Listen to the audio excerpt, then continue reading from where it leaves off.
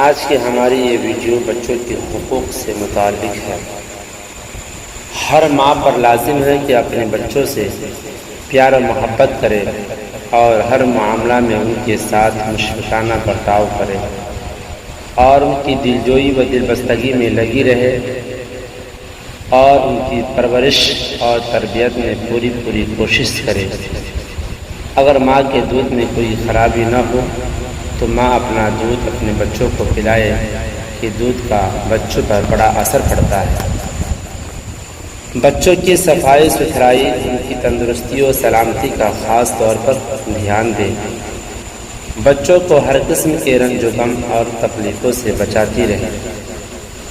بے زبان بچے اپنی ضروریات بتا نہیں سکتے، اس لیے ماں کا فرض ہے کہ بچوں کے اشارات کو سمجھ کر ان کی ضروریات کو پوری کرتی رہے۔ بعض مائیں چلا کر یا بلی کی بولی بول کر یا سپاہی کا نام لے کر یا کوئی دھماکہ کر کے چھوٹے بچوں کو ڈرایا کرتی ہیں۔ یہ بہت ہی بری باتیں ہیں۔ بار بار ایسا کرنے سے بچوں کا دل کمزور ہو جاتا ہے اور وہ بڑے ہونے کے بعد ڈرپوک ہو جایا کرتے ہیں۔ بچے جب کچھ بولنے لگے تو ماں کو چاہیے کہ انہیں بار بار اللہ عز و جل و رسول اللہ صلی اللہ علیہ وسلم کا نام سنائے، ان کے سامنے بار بار کلمہ پڑھے یہاں تک کہ وہ کلمہ پڑھنا سیکھ جائیں۔ جب بچے بچیاں تعلیم کے قابل ہو جائیں تو سب سے پہلے ان کو قرآن شریف اور دینیات کی تعلیم دلائے۔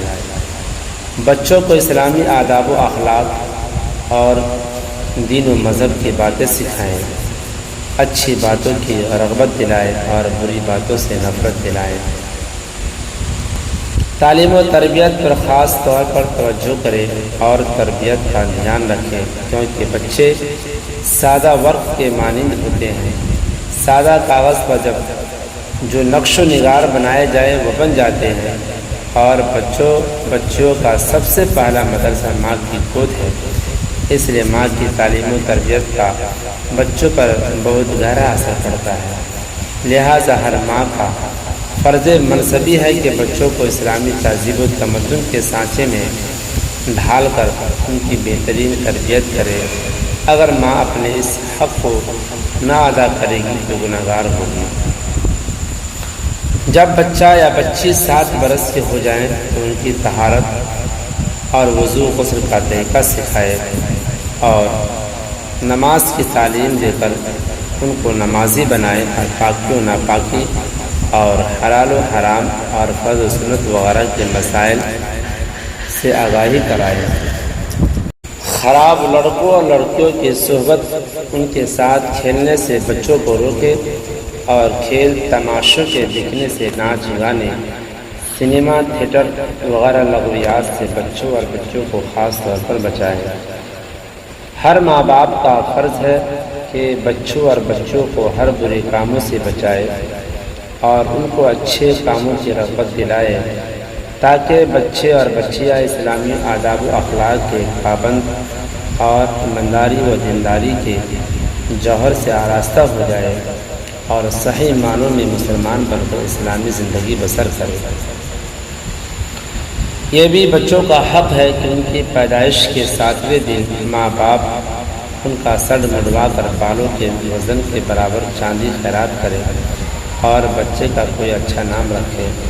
خبردار ہرگز بچوں کا کوئی برا نام نہ رکھے۔ جب بچہ پیدا ہو تو فوراً ہی اس کے دائیں کان میں اذان اور بائیں کان میں اقامت پڑھے، تاکہ بچہ شیطان کے خیال سے محفوظ رہے، اور چھہارا وغیرہ کوئی میٹھی چیز چبا کر اس کے منہ میں ڈال دے، تاکہ بچہ شیریں زبان اور با اخلاق ہو۔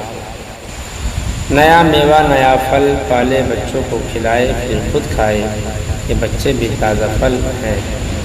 نئے پھل کو نیا پھل دینا اچھا ہے۔ چند بچے بچیاں ہوں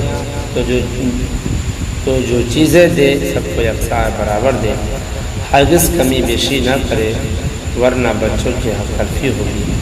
بچیوں کو ہر چیز بچوں کے برابر ہی دے، بلکہ بچیوں کی دلجوئی و دینداری کا خاص طور پر خیال رکھے، کیونکہ بچوں کا دل بہت نازک ہوتا ہے۔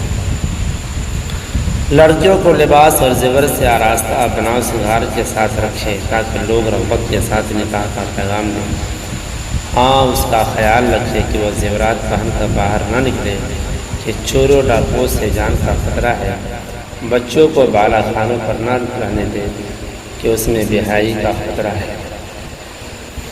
حتی الامکان 12 برس کی عمر میں بچوں کی شادی کر دیں، مگر خبردار ہرگز کسی بددین یا بد مذہب وغیرہ مثلا رافضی، خارجی، وہابی، غیر مقلد وغیرہ کے یہاں لڑکوں اور لڑکیوں کی شادی نہ کرے، ورنہ اولاد کی بہت بڑی حق تلفی ہوگی اور ماں باپ کے سروں پر بہت بڑے گناہ کا بوجھ ہوگا اور وہ عذاب جہنم کے حقدار ہوں گے۔